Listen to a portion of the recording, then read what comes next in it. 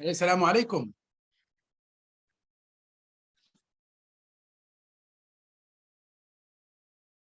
عليكم السلام. Doctor. You can hear me guys, isn't it? ها؟ تقدروا تسمعوني؟ Yes, we can hear you. Okay. طيب, let us get started. Do you have any questions or any comments about the previous lectures that we got? معلش, last time I think we didn't get much of time. So if anyone wants to comment on something or you want to ask about something, so we'll get 5 minutes if you want like to.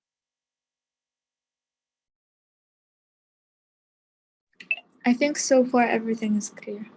Okay, so let us go for the lectures. You just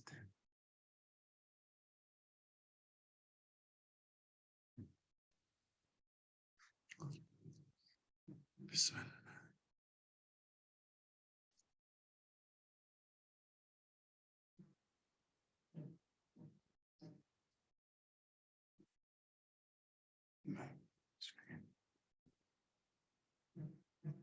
Okay, Bismillah ar-Rahman ar-Rahim. So today I'm going to talk about, we'll get two topics, okay? The first one talks about something which is really important in healthcare management, and it's important for the sake of any organization or any business to develop, okay? And this will apply to our health sector because as I told you from the start, we are not talking about it's that what we are talking about is not about business by itself, but we are talking about how could we replicate business on our health sector.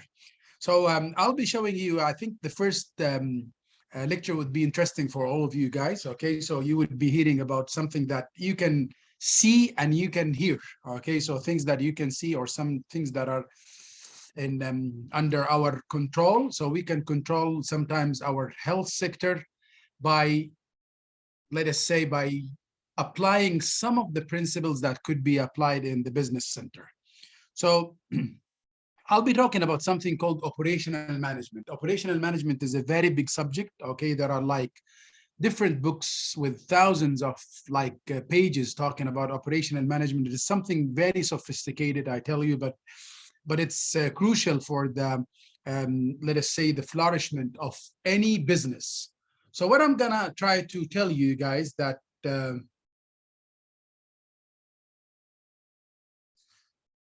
operational management, everything you can see around you, except like flesh and blood, except humans, okay, are processed by an operation. And this is something that you need to keep in mind. So everything, I tell you, everything you can see, everything that you can use, anything that you consume, anything around you is processed by what is called an operation, okay?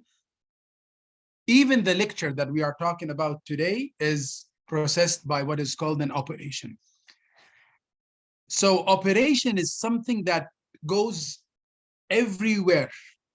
But what you need basically is not to talk about the operation by itself, but you need to talk about how could we manage operation to get at the end what is like raw materials or anything we have, so we could manage that to reach to what is something clear. So we have something with a value, or we have something that is tangible that we can feel.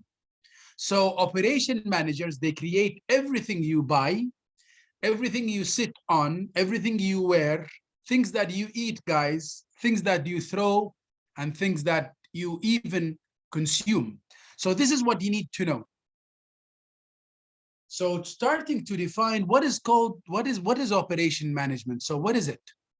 Operation management is concerned about making the most efficient use of whatever resources you have. So any resources that an organization has, okay, operation managers, let us say, they want to make the most efficient use of the resources we have.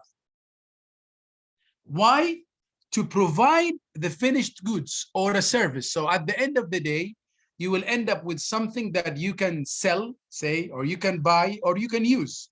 So it's a product or a service that is a customer need. So people need that in a timely and a cost-effective manner.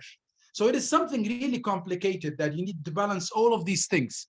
So you need to make the efficient use of whatever resources you have, and you have to end up with, let us say, a product or a service that is needed by others. Okay, so it should be needed by others. Otherwise, there's no point about doing that.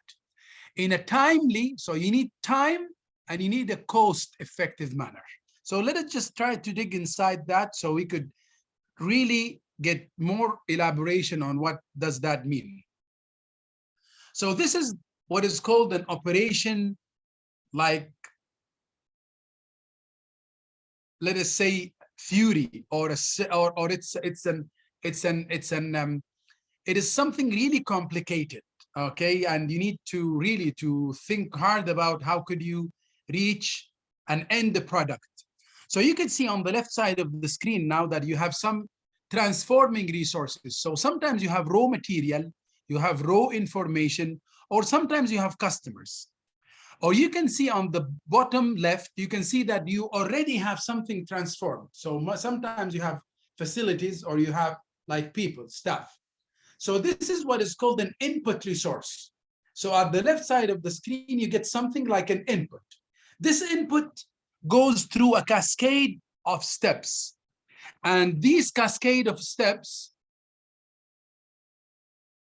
they are called operation management. Once you are done with this cascade of steps, you can see on the right side of the screen that you will get an output product or a service which goes to the customers. So this is what basically making things simpler than what it seems. This is it. And this is something that I need you to look at. So you can call it, it's an input, transformation, output process. So input is on the left side of the screen, and then you get in the middle of the screen something like transforming process, and on the left side you end up with an output, which is a product or a service that goes to the customer. So this is what is called input, transformation, output process. And this is the thing that you should think about when you think about operation management. So as simple as it could be, operation management is an input, transformation, output process. So you get something raw, or sometimes you have things that are already processed, sometimes already made, but you want to do a transformation process on that. And at the other side, you get an output, which is a product or a service that people need in a timely and a cost-effective manner. Let us think about McDonald's Corporation now. This is something that I'm not a big fan, I tell you guys, of McDonald's. But if you look at it, okay, you will realize that they have one of the best operational managements ever. So what happens that there are like few examples in the market, like McDonald's, IKEA, and I think some of the air companies like Ryanair. All of these they have very good examples of what is called operation management. Toyota also, Toyota, if you know the famous car in Venturi, which is Toyota, they have also a very good operational management. So most of these steps are now taught to people in universities, okay? And it has books about talking about how those people, they manage their operations. So talking about now, we will talk about McDonald's, and at the end of the day, we will see an example in our healthcare system that the guy applied McDonald's to a hospital or a healthcare hospital, and what are the results that he ended up. Okay, so McDonald's is the world's largest chain of fast food restaurants. Okay, and the business began like in 1940. So we will just go through history, so it will make us really sometimes appreciating what are those guys doing behind the scenes. So you are getting, at the end of the day, you are getting a piece of burger, but this is the end product. Okay, but there are raw materials, and these raw materials goes through what is called the transformation, input transformation output process, then you end up with the good that you could see. So they introduced what is called the speeded service system in 1948. McDonald's restaurants nowadays are found in more than 120 countries, okay? And they serve about like 68 million customers each day. Guys, it's a huge number of people, okay? So let us see how did that begin. So when they started in 1948, and they were recognized their business as a hamburger stand using what is called the production line. And if you don't know what is a production line, guys, just look at the right side of the screen, and this is what is called the production line. So in production line, you get a number of people that's sitting on chairs, okay? And you will find that every one of them has a step, and he knows exactly what to do. And the product comes from, let us say, from the right to the left or from left to right.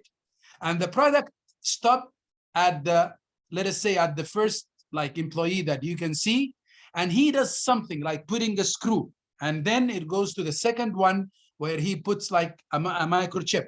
Then it goes to the third one where he puts a cover on that. So this is these steps. So everyone does only one single step, okay? And this would make things easier, I tell you, and faster and easier for the employee to learn, and it makes things going on with faster. And I think one of the people who applied the production line principle, it was invented by Ford, if you know the famous car business, Ford.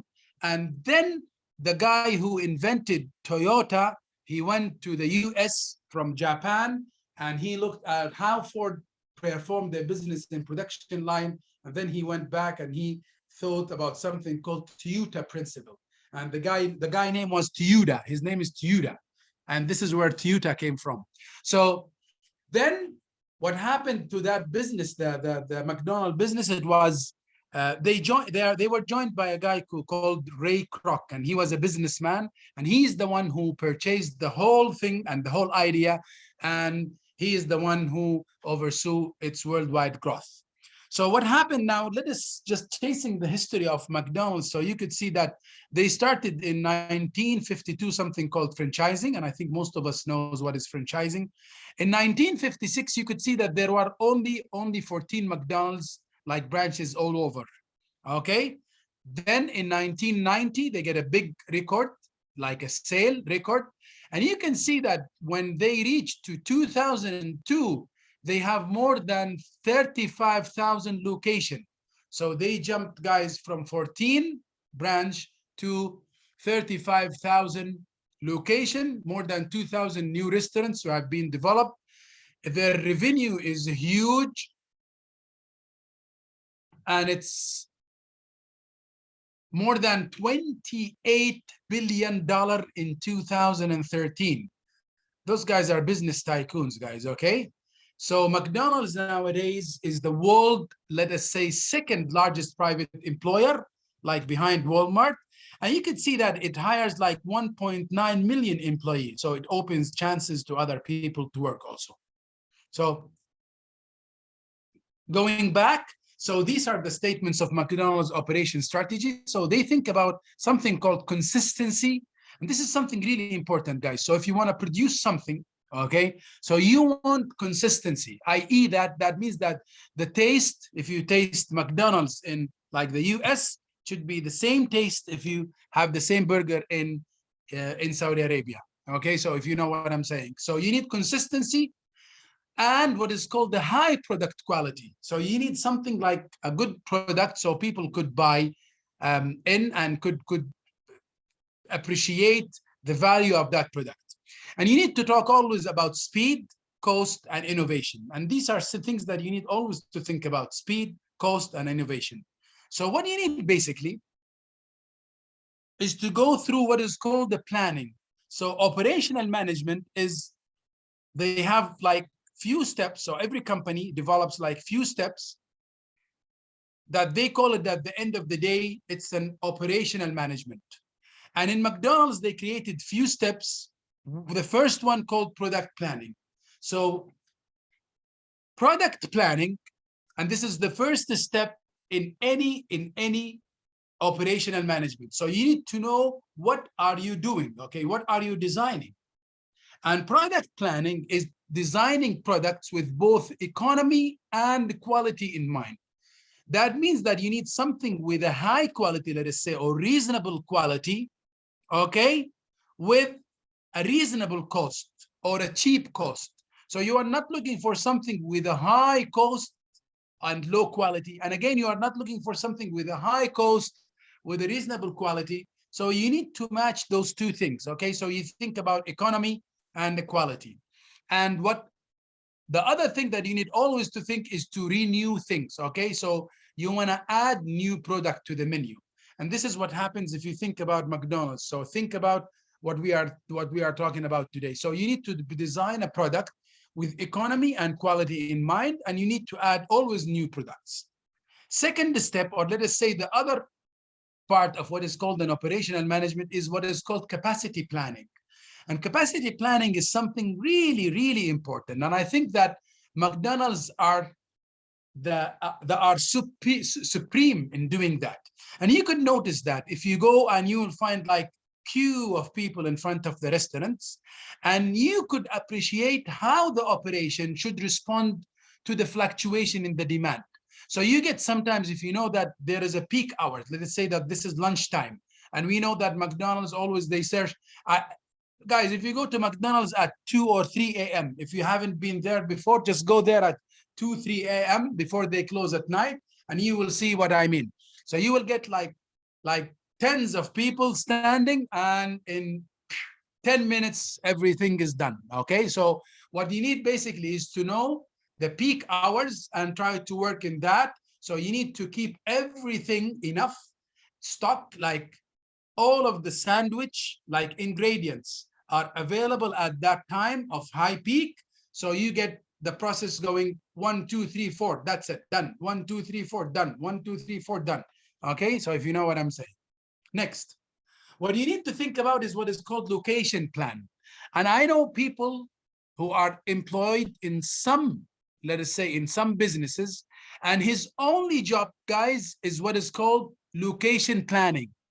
So he only roams around in the city. So if you are living in let us say, in Riyadh, so he will just get a car or a driver, and he will start to roam around, and he will tell that company guy, open a branch here, don't open here, open there, okay? You need a big branch here, you need a small branch here, and this is all what he does. And at the end of the month, they pay him like 1,000 Saudi riyal, okay? So what do you need? What you need basically, that you sometimes get a good amount of money only because you know how to plan locations, okay? So what you need basically is to choose the location, and it is something that it has science behind, guys. It's not off their head. It's not something like they tell you this, open here, don't open here. No, they get lots of money because they know exactly what they are doing, okay? So see how McDonald's choose their location. So it's on the basis of proximity to the raw, let us say, raw materials. It's according to the cost effectiveness. So they want something which is not that high cost, proximity to customers, sometimes proximity to suppliers, competitors. Who are the competitors in the area? Availability of transportation, parking spaces are something that you need always to think about, resources, and you need to think about the right labor. Next, there's something called process planning. And process planning is developing a process of making and supporting the product. It's not about making the product. You made the product and that's it. No, you need to make the product and then support the product, because if you don't support the product, it's gonna die. Okay, and this is one of the things that can go through any business, and you will get a big failure in any business. So sometimes you find that businesses are they are starting very well, and after like few years or something, they start to fall down, and this is because they don't support their product. So you need to establish a process of cooking food, and this is talking about McDonald's again, items, and thinking about speed and quality again. You need to design the process of health, safety, and hygiene also. So what you need basically is to merge, or let us say, merge the traditional methods of cooking or doing things with the advancement in technology. So process planning is making and supporting your product all over. So what you need basically is to get the best of your product. Next step is called layout design.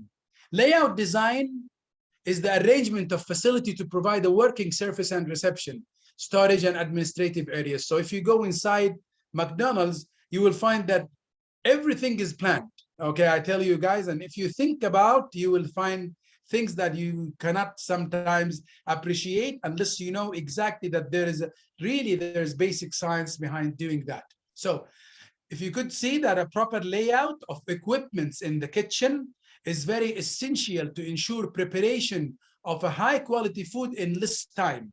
And sometimes you do design layout because you need the supervisor to see everything. So you could see that partitions are in glass sometimes, and that means that the supervisor can see everyone, okay? And he can manage everything. And then where is the kitchen? Where do we cook food? Where is the fridge? All of these things should be designed really that you can get these things in no time. Okay, so you don't go and back and forth, and you start to be confused, okay, about where should I go, how should I pick these things. So everything is standardized. Job design is, we know that every job should try to meet the need of both the job and the organization by itself. So what happens in job design or planning the job, that each job must be reasonable compromise of what is called the technical. You need the technical skills, you need economic, so you need to pay them well, and you need to think about behavioral visibility. So you should keep people who are always smiling, okay, in contact with customers, okay? So this is something that you need to work on, okay? So even the behavior or the character of your employee should be like, let us say, as far as it should fit to their job. Okay, so his behavior goes with the type of job he does. This is something really important. And I was talking to somebody early morning about what is called the supply chain management or supply chain management. Supply chain management is something very important in any organization, especially in health sector. And I was talking early morning to one of my friends working in the same hospital about what is called supply chain management. So supply chain management is to get the right, let us say, goods and services to the place they need at the right time, in a proper quantity and at an acceptable cost. So what you need basically is to get things in the time that you need them. Okay, so today I need this. Okay, so it's not, if you bring it tomorrow, this is too late. Okay, so what you need basically is to think about the right time, the right place, and in a proper quantity. So we need that good amount of quantity so we can keep, it's a supply chain. So chain means that it should run in a quantity enough so you can go to step number 1, 2, 3, 4, then you go back to 1, 2, 3, 4, 1, 2, 3, 4, and etc. So what do you need? At an acceptable cost, and it should be an acceptable cost. I'm not going to go through all of that, but anyhow, it is something really important you think about. It's a chain. Something called inventory management, and inventory management is important. Why? Because what McDonald's statement about inventory is first in, first out. So what you need basically, if you get like the buns, let us say, or you get the piece of meat, okay, if you get today, you want to get it out as soon as possible. So you don't delay. So you don't get, sometimes you get things ruined, okay? And you don't get things expired, let us say. So you get an expiry date, let us say, of the piece of meat for 3 months, okay? So you need, once it gets in, you need to, it is the first one that goes out. Otherwise, you will get lots of things which are expired, and you will lose money, and sometimes you will lose the quality, isn't it? Because if you keep things for a long time, sometimes it does lose part of its taste or its quality. Quality management, and this is something that we will be talking about in the second lecture, but just to keep you on the same line, that they think about the legal requirement of quality of food served, and they keep up the good repetition which McDonald's restaurant have earned over the years. So you need to manage quality to keep your repetition, isn't it? So you keep the quality with high quality, with same quality, like through all of the years. Maintenance is something really important. And always when we think about maintenance, we think about equipments. But it's not always maintaining equipments, but it's also maintaining workers. Okay, so you need to maintain humans even, or the employees that you have. So maintenance is a way of protecting your product workers, okay, office workers, drivers, and all of the of people who are working in the organization. And the other part, you need to also to maintain equipments. And once you maintain both of these, that at that time you will be maintaining hygiene, because you are maintaining your workers. So hygiene is a very crucial part in processing food. And again, you are processing the cost. And again, you are also maintaining the quality of the end product. Now, I can say that we are done with the McDonald's part. What I want you to do, guys, this is called something called Aravind Eye Hospital. If you go and just remember that name, or just write it down and you go and Google it, okay? Just press, there is a like an, I think a 20 minutes or something, there is a piece of video on YouTube that you could watch, talks about Aravind Eye Hospital. So, and why we are giving that as an example, because the guy who invented Aravind he embraced his ideas from McDonald's. Okay, so it's the same replication of McDonald's, trying to replicate the business model, let us say, of McDonald's, or what is called an operational management, like steps that McDonald's goes with. Okay, so if you apply that on the health sector, you will end up with what is called Aravind Eye Hospital. Aravind Eye Hospital is an ophthalmology, so it's a center that deals with eye surgery. Okay, and it has several locations. It is based in India. It was founded by they call him Dr. V. Okay, so this is his name, and this doctor, he invented the hospital founded the hospital in 1976. Okay, so you can see since then it has grown into a network of eye hospitals. So he started with like few branches, and then he ended up with a network of eye hospitals that have seen a total of nearly 32 million patients in 36 years. Guys, this is something really, really that you need to think about always if you would like to work in the health sector, and performing nearly about 4 million eye surgeries, and the majority of them being very cheap or free of charge. And this is how it's the same. If you think about it, it's the same thing that McDonald's does, guys. Okay, so you have lots of branches, you treat many people, cheap or free. Okay, and let us see how they apply those principles. So Dr. V, he spent few days at what is called the McDonald's Hamburger University in Oak Brook. Okay, but that visit was the product of his long-lasting obsession with efficiency. So that guy was obsessive with what is called efficiency. Okay, so high performance. How could we do things? Okay, how could we do things with a high performing like strategy? How would go to a 5? So how to go? That guy was going to 5 stars hotel. So he was thinking himself that how to treat people, like if you are in a 5-star hotel. So he would go to a 5-star hotel and follow the catering people to see how things goes on behind the scene. Okay, so you don't want to end up with a result, but you need to look how this product was designed and how these things were designed completely. So they have lots of awards and recognition, guys. I tell you that they have the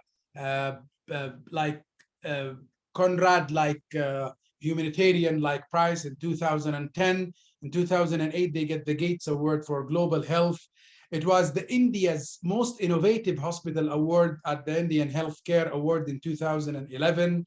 And they are one of the best private hospitals, I tell you, in India. And they have the Vision Award in 2007. So how did they achieve those things? I tell you that nowadays it's the world's largest provider of eye care, has found success by directly adapting the management practice of another big box food brand. So what they have done, that they, as I told you before, they had the McDonald's principles and they try to apply it on our health sector. 12 million people are blind in India, and the vast majority of them are because of cataract. We know that cataract is a preventable disease. So if you would work on that, you would, at the end of the day, you could end up with good results. So this is what that guy said. And if you would like to go and just like to think about it in the YouTube and see how they operate, I tell you, it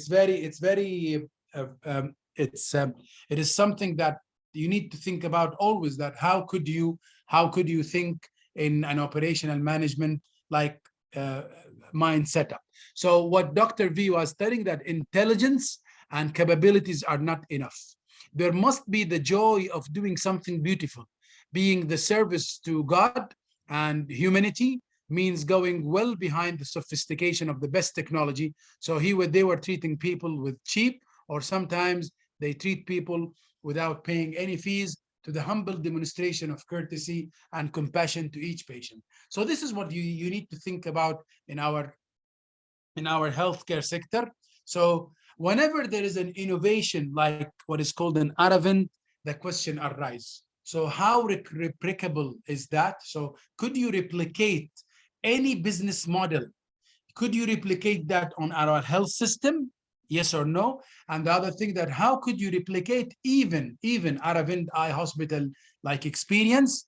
Do we need always Dr. V? Okay, or do we need people, or okay, do we need other people? And is there a system that ordinary human can adapt? Yes. Okay, so what do you need to think about is always to think about operational theory.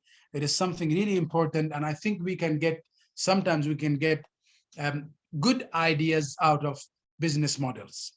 Do you have any questions or any comments, guys?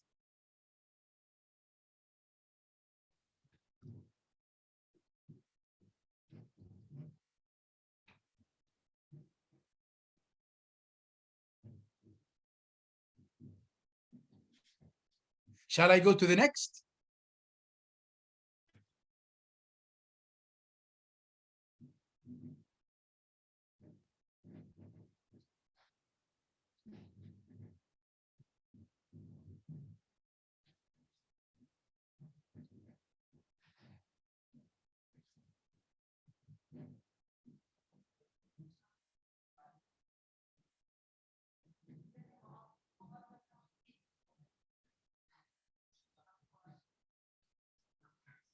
Any questions or comments?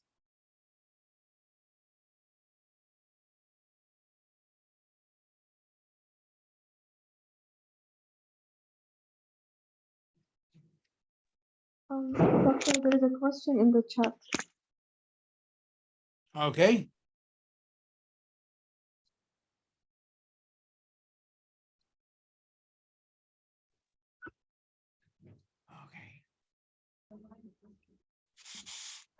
It's only like انه ما تغير How did the hospital cover the cost? Okay.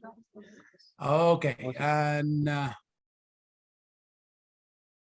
okay, I'll tell you how. Let me go back and show you the slide. So how the hospital covers the cost. Very clever question. Thank you for asking that. So if you think about it, see what happens now in what they do in Aravind, okay, because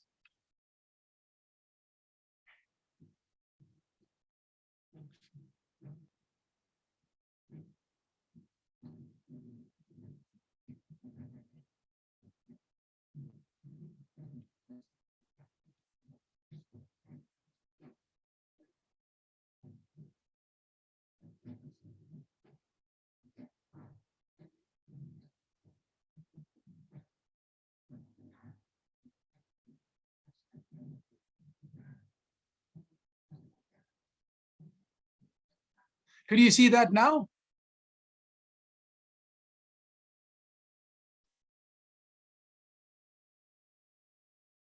So it says that Aravind covers the cost by allowing patients to pay for other people to get a free service. So if you find somebody who's like rich, or people who can pay, at that time you get payment like for 2 or 3 surgeries, okay? And it's cheap for them. And at that time you get the same amount of money for the other bed, if you get what I'm saying. So it allows, by paying patient, to subsidize for the free ones while still paying far less than they would pay in any other Indian hospital. So you get like let us say if the surgery costs like 1,000, okay? So they will tell you that your surgery will cost like 200. Now, yes, I'm paying 200, and the 200 would cover your surgery and surgery for 3 others. So you get a surgery done by 50.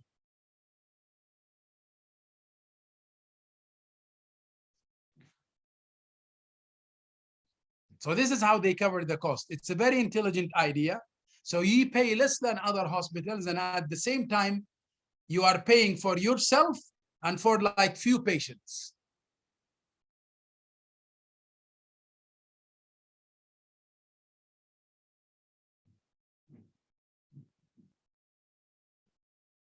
If you go, guys, just go and Google it. If you just go to YouTube, because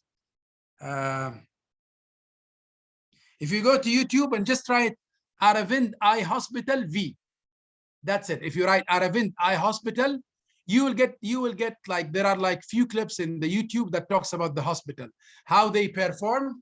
And at the same time, I tell you guys, you will be amazed that those guys, they do every year. See what is written in the slide, that every year Aravind does 60% as many eye surgeries as the United Kingdom National Health System. So they do a huge amount, I tell you, of number of surgeries each year.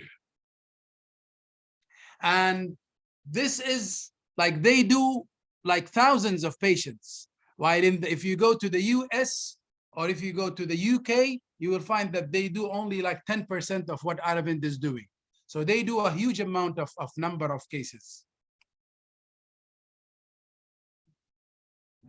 Okay, any questions or comments?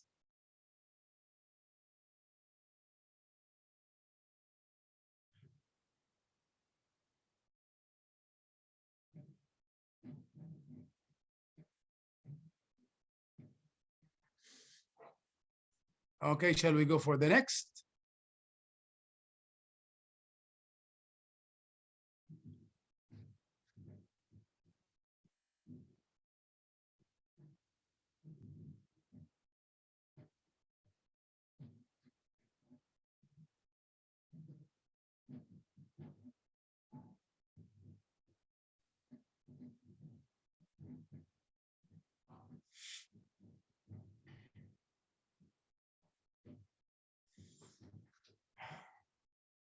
Okay, so our next session will be an introduction to quality management. And I think every one of us has came across something called quality management. Okay, so it's everywhere nowadays. It is something that has been booming over the past few years. Everyone is talking about how to manage quality. Okay, hospitals, restaurants, factories, and everyone is talking about how could we manage quality. And I think that it's a process that could be improved every now and then. So let us just talk about how could we I'll give you just a hint on quality management. We're not going to go deep through it because it has lots of branches, but it has been said that every system is perfectly designed to achieve the result it achieves. Okay, and this is something has been like narrated by Berwick in 1996. So what do you need? You need a system, and the system is designed to achieve some results. And at the end, if you go through the system, you need to reach to the results, isn't it?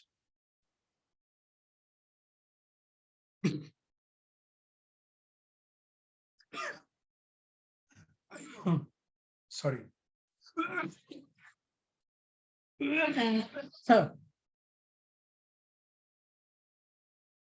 So at the start, you want to define what is quality and what is meant by quality. So if you want to plan any like product, let us say with what is called the good quality or a reasonable quality, how would you think about it? So you need to think, does the product meets my requirements?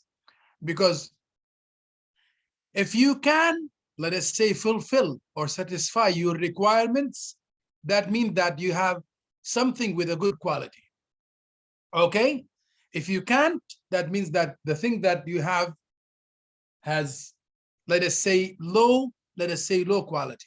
So thinking about, does the product meets my requirement? So is it suitable first? Does it fit me? Yes or no? And the other thing, will the service delight me? Like if you are getting any service, if you think about the quality of the service, does it delight you? Are you happy with the service that you have been served with? And is the service or the product you have of a value? And we know that if you want to define value, value talks about quality and price. So it's the function of both quality and price. So what you need basically is to get something that meets your requirements. So fully meeting the needs of those who need the service most at a lower cost to an organization within limits and directives set by a higher authority and purchasers. So what you need basically is to manage what is called quality. So if you think about, quality has went through some steps to show how we can improve quality over years and years. So if you see the slide, it can describe for you what is the evolution of what is called the quality. So if you look at the bottom of the screen now, at that time, they were calling quality as quality control. So it's only a quality control. And quality control is what is called the product testing. So you produce things and then you test them. So let us assume that you are now trying to produce t-shirts or like cellular phones. So you produce hundreds of those and then you test them. And if you find anyone, like let us say from the cellular phones is not working, you throw it or you keep it, okay? You start to repair. So this is what is called the quality control. So they test their product. And it was at that time emphasizing on inspecting and checking and getting rid of what is called the waste, as the example that I have said. So it is focused on the amount of work.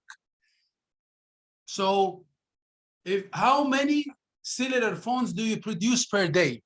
So we were focused on the amount of work rather than focused on the quality of our product.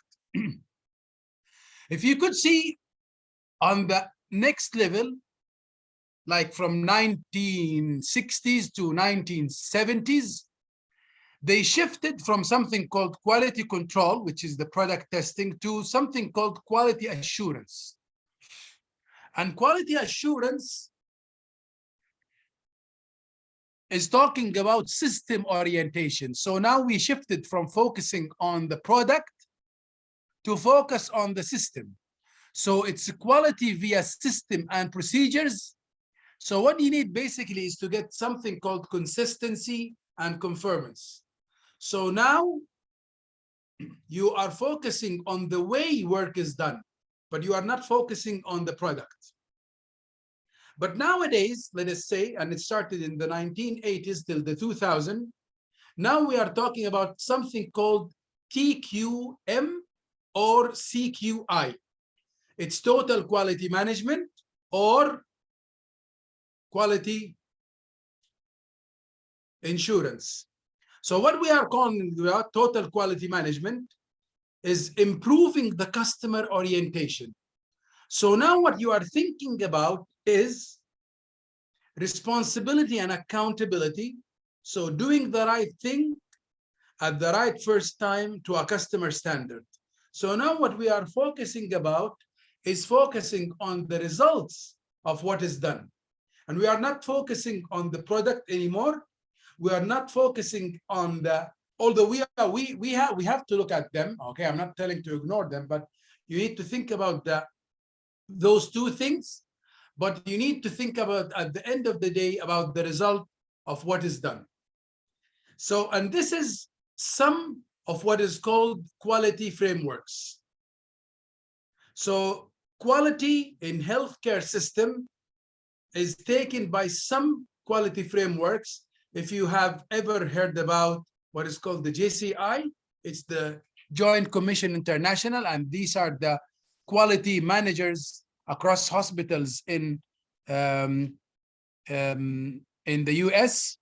You could find sometimes Accreditation Canada, and this is something that they assure quality control in hospitals, in Canadian hospitals.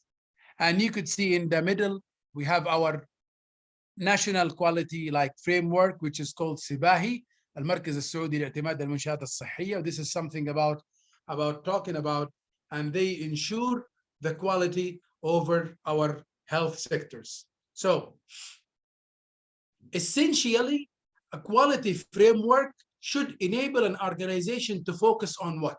So what you need basically, those frameworks, let us say that any of these like JCI, quality control, or all of these, they want to focus on doing the right thing and doing the thing right. Okay, so what you need basically is to do the right thing. And once you are doing it, you need to do it in the right frame. So this is what is called the total quality management, or what is called continuous quality improvement. So it's the same principle, and the foundation of what is called the quality, like a continuous quality improvement, or what we call nowadays total quality management, is laid by Dr. Walid Schwartz in 1920, and through the concept of what is called variation control. So what do you need? Those guys were thinking at the start about how to control variability. So you will do things like you will get something standard. So if you repeat the same steps, like you will get the same result. So what do you need to get rid of what is called variation? Okay, and this is part of getting a good quality. And this is the same thing that we were talking about in like when we were talking about quality in McDonald's. So you want to get rid of variations. So you want consistency. So you need to get the same taste of the burger everywhere. And this is called quality. So this is how you maintain your quality, or you always think about quality. So today, continuous quality improvement is rapidly becoming a requirement for all healthcare sectors, as well as service industries in general. This is something that I want you to keep in mind, guys, okay? There's something called the Deming cycle. And this is something that's really important in what is called quality management. And Deming cycle is, they call it PDSA. And what does that means? So P is to plan, D is do, S is to study, and then A is to act. So what you need basically is to get what is called the PDSA cycle, they call it, or the Deming cycle. And in that cycle, you need to put a plan, then you do, so you execute your plan, then you go and study it, so you reflect on your experience and what went right, or what went good, and what went wrong, and how could I improve things next time, and then you act. So you perform things. Then once you perform them, you need to go again to plan, do, study, act. So it's a cycle. So it is something that goes over and over again and again and again till you get the best out of what you were doing. So this is it now. So it's, if you look at the lower part of the screen, so focus on what is called the PDSA. So it's a plan, do, study, act. So you could see that you plan something, you then execute or you do it, then you go study it and you reflect on your experience. So once you study things, you will know what went well and what things that I need to improve next time. And then you act on the things that you have done and things that you have improved. And then you go back to plan, do, study, act. Plan, do, study, act. So it's a continuous circle and it's called PDSA. Continuous quality improvement process and the core concept. So it is focused on the organizational system process, not on individuals. So what you need basically in any quality control, you need to focus on the system. So you don't focus on individuals. You don't blame people, okay? You blame the system. So you go to the system because you need to have a system that people would follow to get at the end with a good, like, let us say, result. So recognizing both the internal and external customers and who are the people who are involved in improving our, like, let us say, quality. So these are some of the core concepts of what is called total quality management or continuous quality improvement. Number one, quality is defined as meeting and exceeding customer expectations. So what you need basically in quality is to meet, or most of the time you need to exceed the customer expectation. Number two, success is achieved through meeting the needs of those we serve. So success is achieving through meeting their needs. Okay, so you need to be sure that you could meet the needs of people who you serve. Three, most problems are from the system, or let us say it's from the process, but not from people. So you need to develop what is called the no blame culture. So you blame no one for the, let us say, for the results that you have, but you need to go back and correct the system. So you need to go back to what is called the PDSA, plan, do, act, and study. Okay. Number four, unintended process variation leads to what is called an unwanted outcome variation. So what you need basically is one of the core concepts of quality improvement is to eliminate variations. So you need consistency. You need always consistency. Number five, continuous improvement through what is called small scientific incremental steps. And this is something that we mentioned, guys, when we were talking about change management and leadership. So what you need basically is to give people small, okay, incremental steps. So you need to go through small and things that are scientifically explained and not to give them the whole thing. So you need to improve things slowly. Continuous improvement is most effective when part of the culture. And this has been said also in the first lecture, what we have went through. So you need to keep it as a part of the culture. So if you think that, always thinking about how could we manage quality, if you can't measure it, you can manage it. You cannot manage it. You cannot manage it. So just think about it. Things that you cannot measure, or let us say you don't have a scale to say that this is like any scale. So you put like poor, satisfying, good, excellent, or you put numbers like 1, 2, 3, 4, 5. So you need always to measure things, to have a scale so you can measure things, so you would be able to measure it, because things that are unmeasurable are unmanageable, because if you cannot measure it, you cannot manage it. So you can see that count the countable, measure what is measurable, and what is not measurable, make it measurable.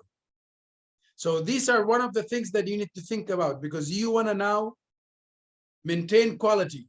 So how would I maintain, how could I know that this quality is the same? So you need a scale or something that lets you know where are you now.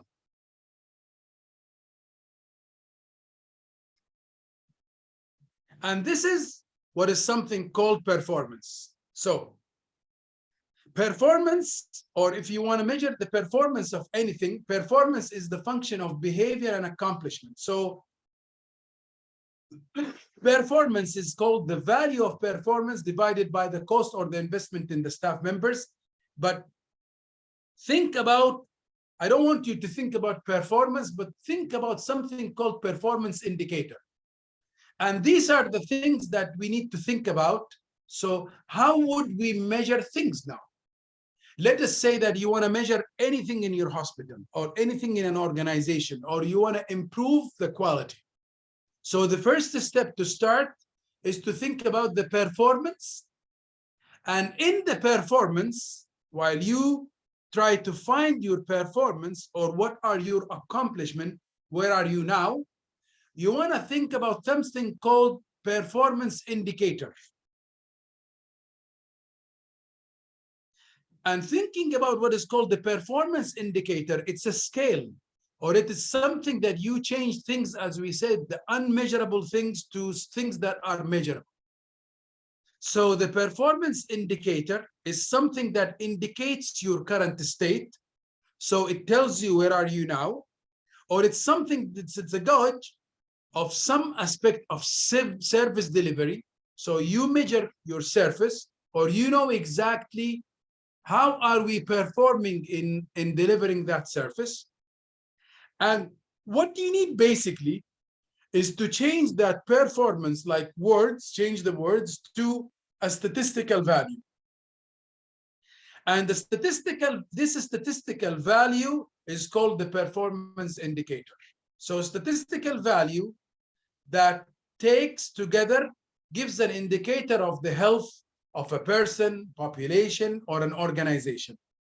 I guess just to make this as simple as it would be, let us get some examples of what are called the performance indicators.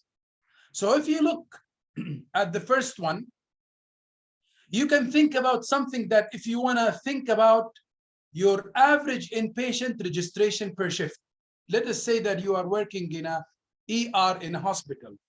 And these are things that are very commonly used in hospitals to measure or to get an indicator about the performance about something in the hospital. So number, or let us say we need the average inpatient registration per shift. So this measures the average inpatient registration per hospital shift during reported periods. So now you want to compare, let us say, how many patients you have in comparison to other hospitals. So now you want to get how much are the registrations of people, okay? One of the very commonly performance indicator used in hospitals is the average length of stay. So you want to make sure that how, let us say that you perform a type of a procedure, like fixing a fracture, cholecystectomy, doing appendectomy, removing like the appendix, okay, as simple as that. So how does the patient, how long does the patient stay in the hospital if you are doing an appendectomy? So if you get, sometimes some surgeons keeps the patient for 1 day, and another patient keeps the patient for 4 days. So there's something wrong, isn't it? Because now we are talking about what is called variability.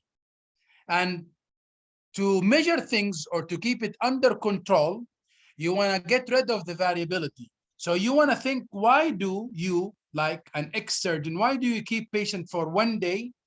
And why does the other keep it for 4 days? So you want to make sure that, let us get an agreement, guys. We need to sit together. Okay, let us run through this and let us get an agreement. So how many days should patients stay if he had done an appendectomy? And you get an average. So average 1 to 2 days.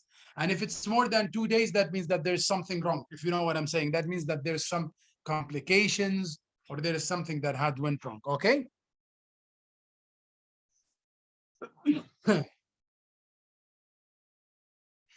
If you look at the end also, this is one of the very common like indicators used in the hospitals called the available hospital bed. So it measures the percentage of beds in hospital available for patient treatment from the overall bed capacity. So you want to make sure how many beds are available and how many beds are consumed or they have patients in, okay? And most of the time they want to reach to 80%. So to get a good like use of the hospital beds, you need to consume them, but you don't want to make it like 100%. Otherwise, you will get, if you are in healthcare like worker, guys, you will realize that if you get 100% of your beds occupied by patients, then you get a backlog in ER. So you will find patients sitting in ER for 2, 3, 4 days without getting a bed, without being admitted to the hospital. And this is something bad. So you need to think about these things as performance indicators, try to work on them to improve the quality of the service you give to patients. There's another thing in quality management called benchmarking. And benchmarking is a process used to compare practice at local or national or international level. So it is something different than what is called performance indicator, because performance indicators, you use them only for the organization you are working in. But benchmarking is comparing yourself to other organizations or comparing yourself to other hospitals, like in your country or outside the country. So benchmarking is a process used to compare practice at local, national, or international level. It's the use of structured comparison to help to define and implement the best practice. And benchmarking is highly effective means of improving the business performance, because you want to compare yourself to other people's business. And I'll show it to you in a second. It's frequently cited as the second most popular global technique after what is called business planning, and the one that we talked about in the previous lecture for performance improvement. The process of comparing and performance metric to best practice from your own industry. So let us see what we mean. So this is what we mean in doing benchmark. So benchmarking is you get a start, you know yourself. So I know where am I now, or what the business I am trying to do, or where do I stand. Then you know others, okay? So you see other people doing the same business or having, let us say, if you are a hospital owner, you look at other hospital owners, okay? What they have, where I stand now, and what they are doing now. Then you want to identify who's the best in class. So talking about health sector again, you want to look about the hospital that has, let us say, the highest revenue, they have very good logistics, they are doing well in their business, okay? So those are the best. Then you try to know the difference. So you try to know the difference between you, others, and between you and the best in class. Then you start to go from here to know the way forward. So you want to know how can I perform, let us say, to go towards that corrective, like let us say measures.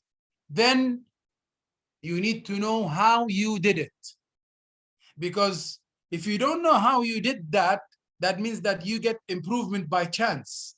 But most of the time, you need to know how you did it. So again, you get start, you know yourself or identify yourself, you try to identify others, you then try to identify the best in class, know the difference between yourself and the best in class, know the way forward, and then you need to know how you did it.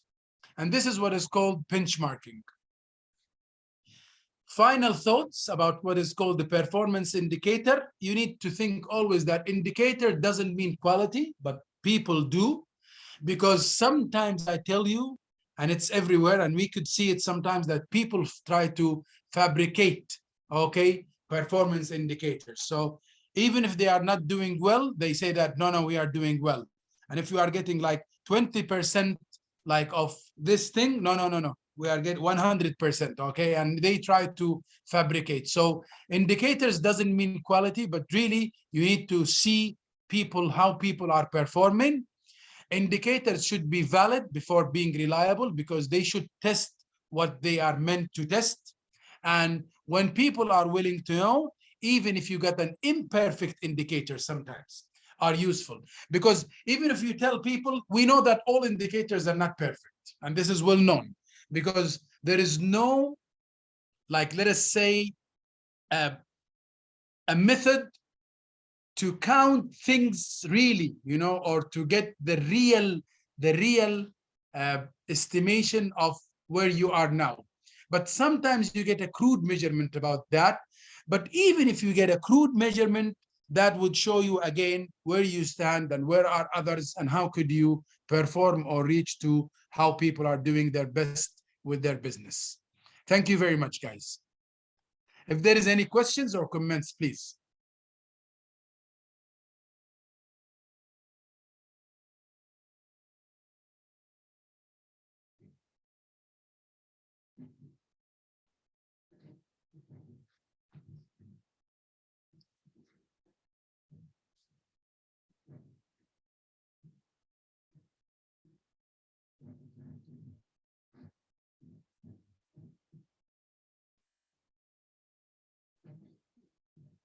Okay, thank you very much, guys, and hopefully you will get, inshallah. I think you will get next week with Dr. Sari, or anyhow, I'll see you again, inshallah. Thank you very much for listening. Okay, bye. Take care. Have a nice weekend. مع السلامة. Thank you, doctor. مع السلامة. شكرا.